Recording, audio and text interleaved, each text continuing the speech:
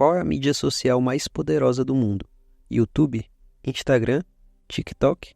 Há bons argumentos para cada uma dessas plataformas. No entanto, eu defenderia que a mídia social mais poderosa do mundo é, na verdade, o LinkedIn.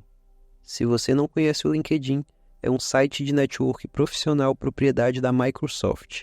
As pessoas usam para compartilhar sua evolução na carreira com amigos, familiares e, com sorte, com recrutadores de futuros empregadores. Hoje, o LinkedIn conta com impressionantes 950 milhões de membros em mais de 200 países. Para dar uma ideia, o WhatsApp tem mais de 2 bilhões de usuários ativos mensais e o YouTube tem 2,7 bilhões. O LinkedIn pode não ser a plataforma de mídia social mais popular do mundo, mas, quando falamos de poder, é uma história completamente diferente. Por exemplo, vamos considerar a receita. Em 2022, o WhatsApp gerou um total de 906 milhões de dólares. Isso significa um pouco menos de 50 centavos por usuário por ano. Por outro lado, o LinkedIn gerou 14,59 bilhões de dólares em 2022. Isso resulta em mais de 15 dólares de receita por usuário por ano, ou seja, mais de 30 vezes o valor do WhatsApp. Para alcançar a mesma receita do LinkedIn, o WhatsApp precisaria de mais de 60 bilhões de usuários. Mesmo o YouTube, que fatura um pouco menos de 11 dólares por usuário por ano, não se compara. Considerando que a maioria dos usuários do LinkedIn apenas visita a plataforma ocasionalmente, isso é especialmente notável. A parte mais louca é que a Microsoft não pagou muito mais pelo LinkedIn do que o Facebook pagou pelo WhatsApp. No final das contas, o Facebook desembolsou um total de 22 bilhões de dólares pelo WhatsApp, enquanto a Microsoft pagou 26,2 bilhões de dólares pelo LinkedIn. A Microsoft claramente teve mais retorno pelo seu investimento, mas o poder do LinkedIn vai muito além do ganho monetário. Hoje, o LinkedIn é sinônimo de rede profissional, mas também de poder, controle e influência dentro do mundo corporativo. Vou explicar melhor. A Microsoft construiu uma enorme plataforma de mídia social nos bastidores. Nos últimos 15 anos, aumentou suas reservas de caixa de 30 a 40 bilhões de dólares para 130 a 140 bilhões de dólares. A história do LinkedIn começou nos primeiros anos de 2000 com um homem chamado Reid Hoffman. O LinkedIn gosta de dizer que começou na sala de estar de Reid, e isso é provavelmente verdade. Mas, não se engane, o LinkedIn estava longe de ser uma startup improvisada. Além de ter uma equipe experiente com vários ex-funcionários e executivos do PayPal, eles também tiveram acesso a 123 milhões de dólares em financiamento nos anos seguintes. Basicamente, eles tinham a equipe dos sonhos com financiamento praticamente ilimitado. Seu objetivo era simples: criar uma rede social voltada para o mundo dos negócios. Eles chamaram de LinkedIn, que fez sua estreia em 5 de maio de 2003. Diferente de outras mídias sociais, o LinkedIn nunca teve um momento viral. Por exemplo, o Instagram alcançou 25 mil usuários no primeiro dia, 100 mil na primeira semana e 1 milhão nos primeiros 2 meses. O crescimento do LinkedIn, por outro lado, foi mais modesto. Terminaram o primeiro mês com 4.500 usuários, muitos dos quais foram convidados pelos funcionários originais da empresa. Com o tempo, esses números lentamente se acumularam. Em vez de milhares de usuários por mês, o LinkedIn começou a ganhar dezenas e depois centenas de milhares. Uma das principais razões para o LinkedIn nunca ter tido um momento viral é a sua demografia, mas ao mesmo tempo, é essa demografia única que torna a plataforma especial.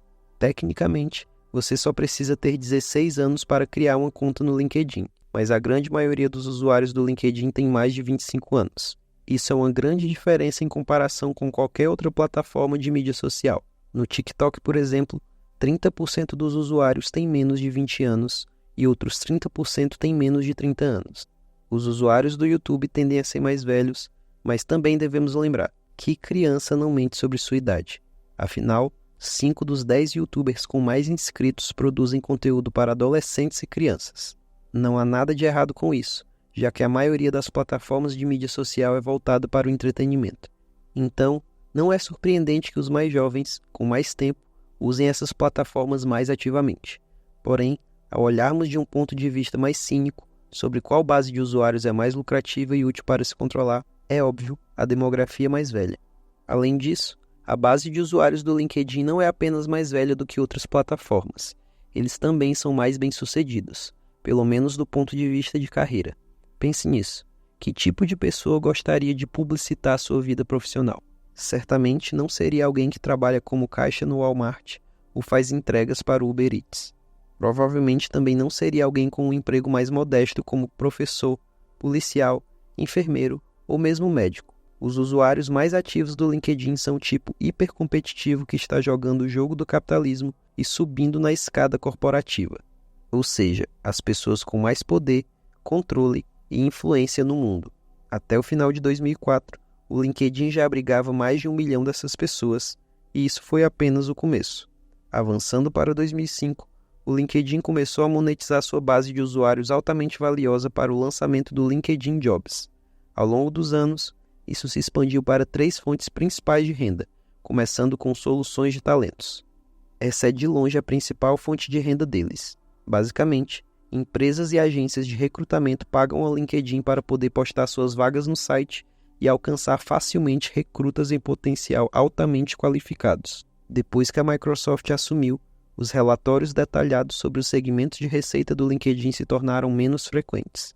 Mas antes da aquisição, as soluções de talento representavam quase 2/3 da receita do LinkedIn. Além das soluções de talento, como qualquer outra plataforma de mídia social, o LinkedIn também ganha dinheiro mostrando anúncios. E deixe-me dizer, é extremamente caro anunciar no LinkedIn. Na verdade, o custo médio de um anúncio no LinkedIn é de $5,26 por clique. Para comparação, os anúncios do Google, em média, custam apenas $1 a $2 por clique. Assim, os anúncios no LinkedIn costumam ser 3 a 5 vezes mais lucrativos do que os anúncios do Google. Mas, dito isso, as pessoas não passam tanto tempo no LinkedIn e não há tantas interessadas em comprar esses anúncios. Então, os anúncios representam apenas 18% de sua renda. Isso nos leva à última grande fonte de receita do LinkedIn, assinaturas Premium. Por $30 a $60 por mês, os usuários do LinkedIn podem desbloquear funcionalidades adicionais relacionadas a vagas de emprego e informações de carreira.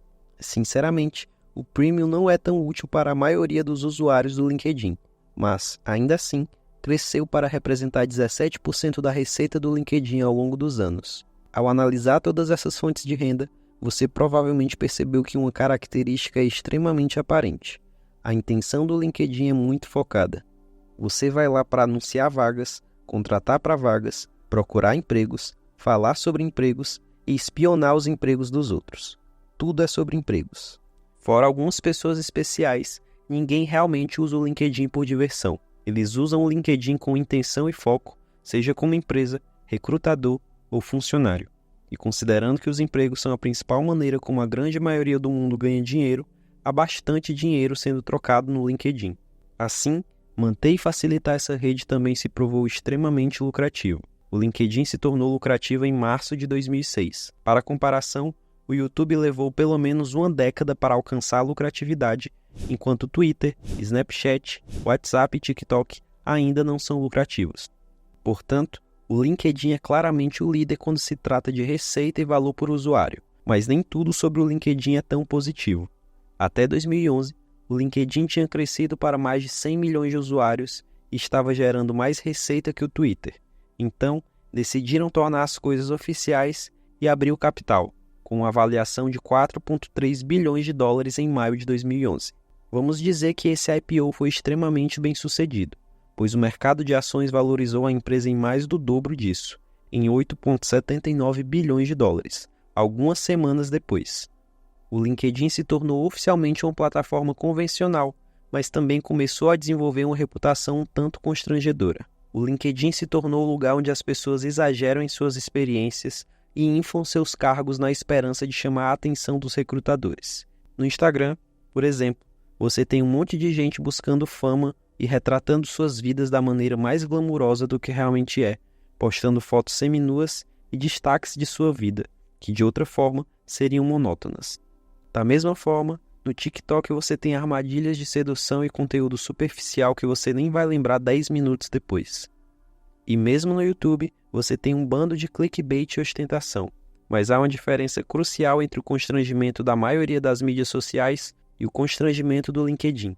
Na maioria das mídias sociais, o fator constrangedor é resultado das pessoas perseguindo algo superficial, seja a aparência de ser rico e feliz ou o ego associado a ter um alto número de seguidores. No LinkedIn, por outro lado, o fator constrangedor é na maioria das vezes, apenas resultado das pessoas querendo melhorar suas carreiras o máximo possível. A linha de fundo é que as pessoas perceberam que ficar leal a uma empresa e trabalhar por 40 anos simplesmente não funciona tão bem a longo prazo.